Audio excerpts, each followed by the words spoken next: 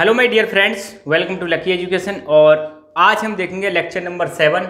हम पढ़ रहे हैं क्लास 10th की फिजिक्स और चैप्टर चल रहा है अपना इलेक्ट्रिसिटी। ठीक है, अब तक हमने बताया था आपको लास्ट वाले लेक्चर में कि ओम के नियम का एक्सपेरिमेंटल वेरिफिकेशन पढ़ाया था, और उससे पहले वाले लेक्चर में मैंने आपको बताया था ओम के नियम के बारे में। ठीक है, तो आज हम क्या देखने वाले हैं, कुछ न्यूमेरिकल्स देखेंगे।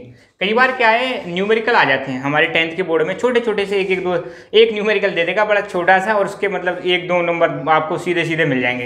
हालांकि ये चैप्टर 5 नंबर का है, 5 मार्क्स का चैप्टर है, बट फिर भी 2-2 नंबर के छोटे छोटे न्यूमेरिकल्स। जैसे पहली बात, आपको मैं 2-3 न्यूमेरिकल फॉर्मूले लिख देता हूँ। आपको पता है ओम का नियम का, जो ओम का नियम हम लगाते हैं ओम्स लॉ, तो फॉर्मूला क्या निकल के आता है, थोड़ा सा जिसने नहीं देखे वो ध्यान देना। सबसे पहले मैंने बताएगा ओम का नियम क्या कहता है कि जो पोटेंशियल डिफरेंस होता है वो करंट के प्रोपोर्शनल होता है। ठीक है, तो V बराबर क्या आ जाएगा, IR। ये तो है मेन फॉर्मूला, इसी से बाकी फॉर्मूले निकल के आ जाएंगे। क्या क्या निकल के आ जाएंगे, नंबर 1, अगर हमें I निकालना है तो I बराबर क्या हो जाएगा, R, V के नीचे आ जाएगा V/R। दूसरा, अगर हमें सपोज R निकालना है तो R बराबर क्या हो जाएगा, V/I। तो ये 3 चीज़ वो निकलवा सकता है। यहाँ पे R बराबर क्या है, रजिस्टेंस, R बराबर क्या है और रजिस्टेंस, और रजिस्टेंस की यूनिट क्या है, ओम, और रजिस्टेंस को दिखाते हैं ऐसे। V बराबर क्या है, पोटेंशियल डिफरेंस, क्या है, पोटेंशियल डिफरेंस, या इसको हम क्या बोलते हैं, वोल्टेज, और इसकी यूनिट क्या है, वोल्ट। और I बराबर क्या है, करंट, और करंट की यूनिट क्या है, करंट को किससे दिखाते हैं, करंट की यूनिट तो आपको पता ही है क्या, एम्पियर। करंट की यूनिट क्या है, एम्पियर है। ठीक है, अच्छा, यहाँ पे I मतलब करंट, और इसकी ये मैंने लिखी है यहाँ पे, ये यूनिट लिख दी है। क्या लिख दी है, ये यहाँ पे मैंने यूनिट लिख दी है। ठीक है, तो ये सारी चीज़ें आपको पता होनी चाहिए। तो 3 नियम है, सॉरी 3 फॉर्मूले। नंबर 1, V बराबर IR, अगर आपको पोटेंशियल डिफरेंस निकालना है। अगर करंट निकालनी है तो रटने नहीं है, एक याद कर लो, बाकी अपने आप आ जाएंगे। अगर I निकालना है करंट तो V/R। और तीसरा, अगर आपको R निकालना है, रेजिस्टेंस निकालना है, तो क्या हो जाएगा, V/I। फॉर एग्जाम्पल, अब एग्जाम्पल देखते हैं, कम से कम 8-10 न्यूमेरिकल कर लेते हैं ताकि आपको दिक्कत ना आए। सपोज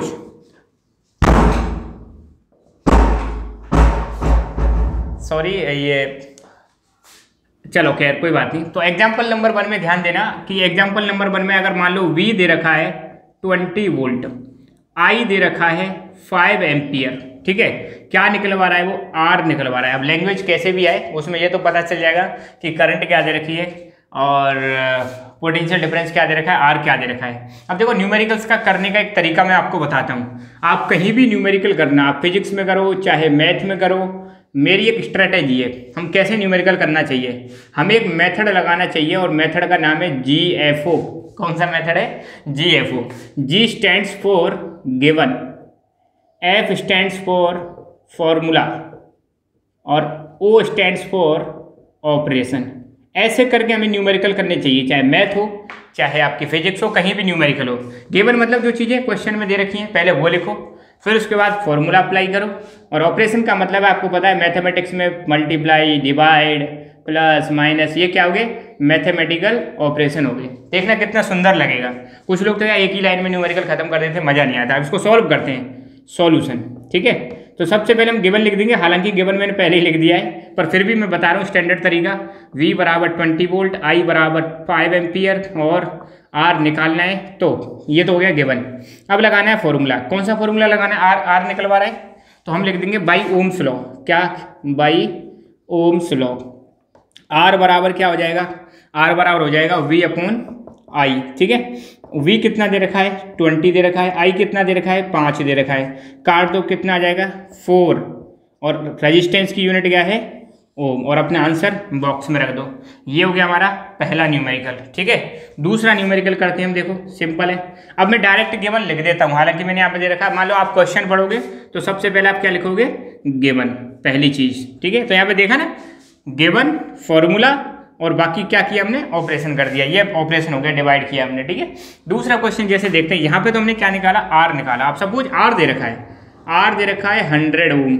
ठीक है, और I दे रखा है 10 एम्पियर। I कितना दे रखा है, 10 एम्पियर। कह रहा है वोल्टेज निकालो। क्या निकालो, वोल्टेज।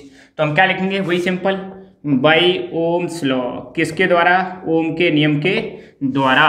क्या निकलवा रहा है? वी का फॉर्मूला क्या हो जाएगा? V equal to potential difference equal to I R. I कितना है अपना? 10, आर कितना है? 100, कितना हो जाएगा? 1000 वोल्ट। कितना आ जाएगा? 1000 वोल्ट। ये क्या आ गया हमारा आंसर?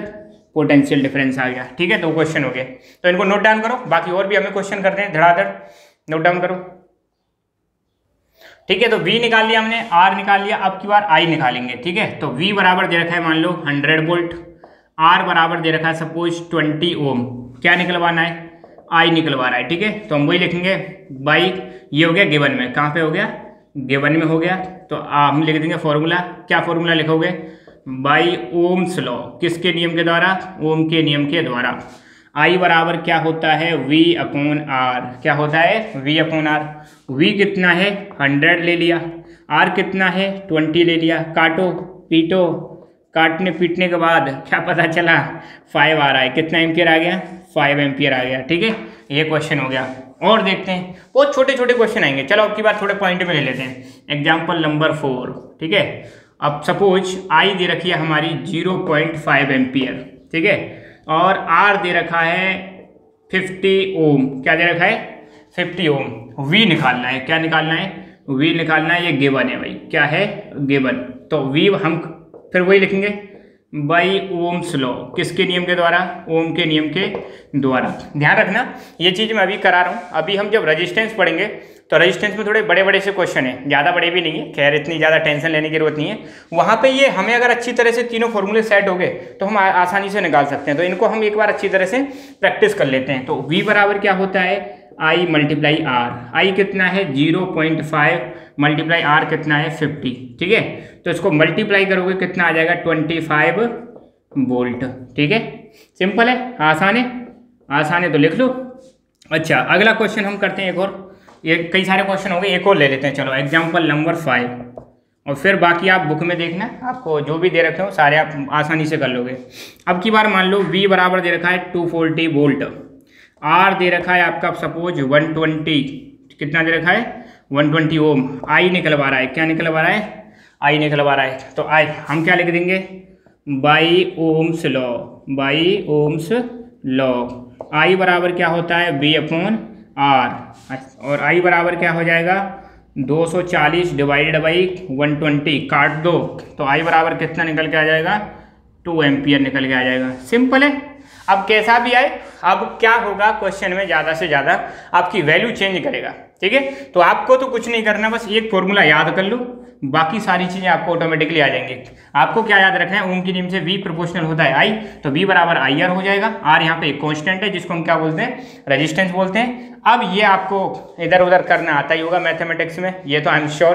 ठीक है, और नई बात है तो कुछ नहीं है। इसके मल्टीप्लाई में जो चीज़ है, जब इसको इधर ले जाएंगे तो वो डिवाइड में आ जाएगी। ठीक है, R निकाल लें तो I इसके नीचे आ जाएगी, ये आ गई।